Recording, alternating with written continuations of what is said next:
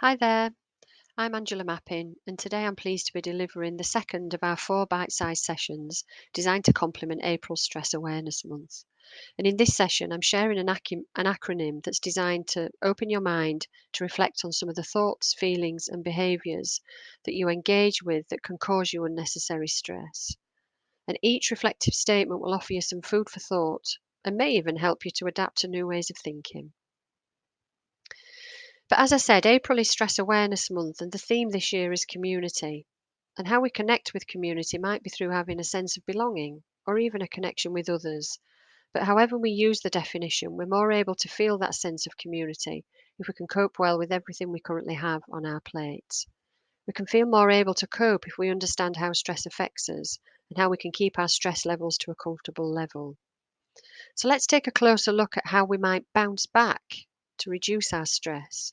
All I ask is that you take a deep breath, relax, and open your mind to reflect on each of the statements.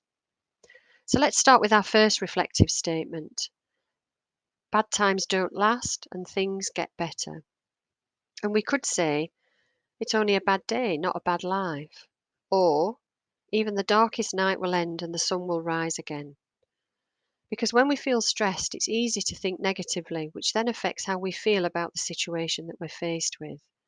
And it's in these circumstances that I want to encourage you to make a conscious effort to remind yourself that bad times don't last and at some point things will get better. Our next reflective statement helps us to remember that it's okay to share our stress with others and that people in our support network can only help us if they know about what's going on. So be brave and talk to others about your stress, and you'll be pleasantly surprised at how supportive people are.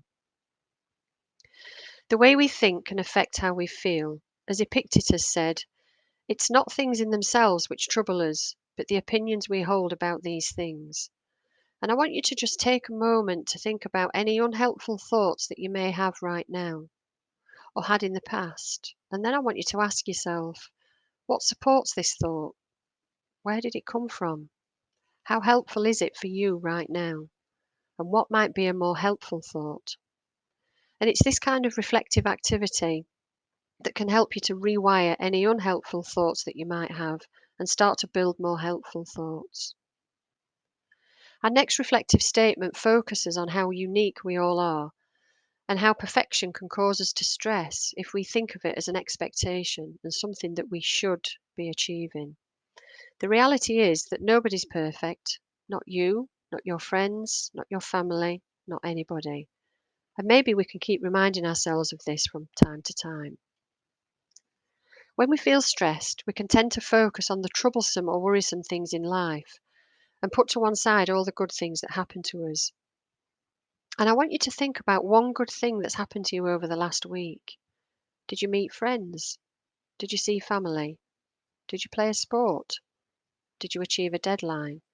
These are all good things that we might have experienced but actually forgotten about. So make time in your week to reflect on the good things, no matter how small. When we feel stressed, it's easy for us to think that we're the only ones to feel like this. But in reality, however, it's normal to have ups and downs, and it's normal to experience obstacles and challenges along the way.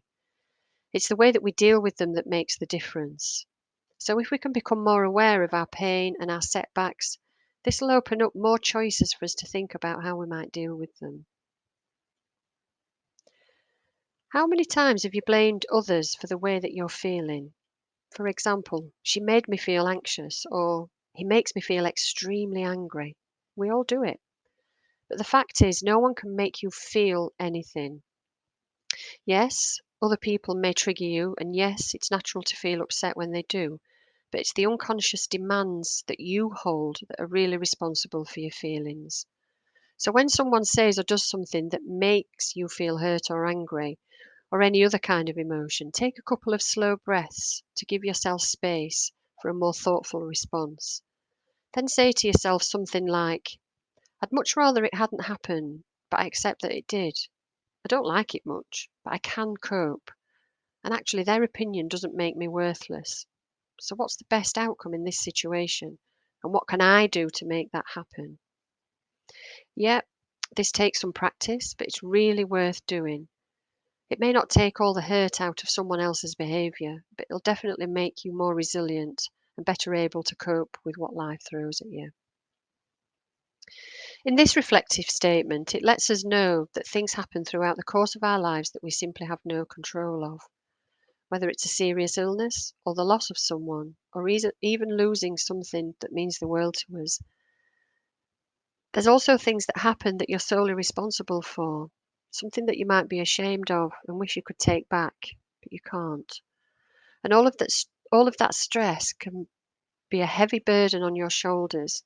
Even though you can't change the past to make the present better, you can make a change to brighten your future.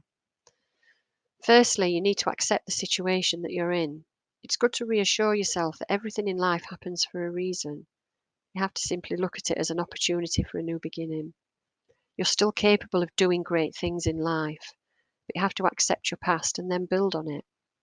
If you can do all of that, you can look forward to these things beginning to happen. Catastrophizing is when someone assumes that the worst will happen, and often it involves believing that you're in a worse situation than you really are, or even exaggerating the difficulties that you face. But recognizing your own irrational thoughts and then turning them into rational ones could be a way of helping with this way of thinking. For our final reflective statement, I wanted to share with you a quote that I came across which illustrates the importance of living in the moment. Note to self: I don't have to take this day all at once, but rather one step, one breath, one moment at a time. I'm only one person, and things will get done when they get done.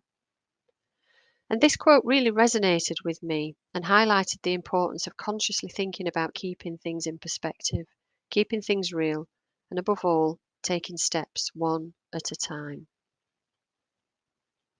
So all these reflective statements make up the acronym BOUNCE BACK, which is designed to create a shift in our thinking, which in turn will help us to reduce our stress. And the key message here is to make time for reflection and to connect with how our thoughts can affect how we feel and how we behave. And you might want to use this tool to aid your own reflections. So why not have it somewhere visible to remind you of how to bounce back from your stress? So I want to thank you again for joining me today and taking some time to reflect on statements that will help you to bounce back from the ups and downs of everyday life. And as a takeaway, why not pick your 3 favourite statements and share them with others? But don't forget to explain the reasons for your connection with them. So take care, everyone, and I hope you can join me for our next bite-sized session titled Introduction to Resilience, a Life Enhancing Skill.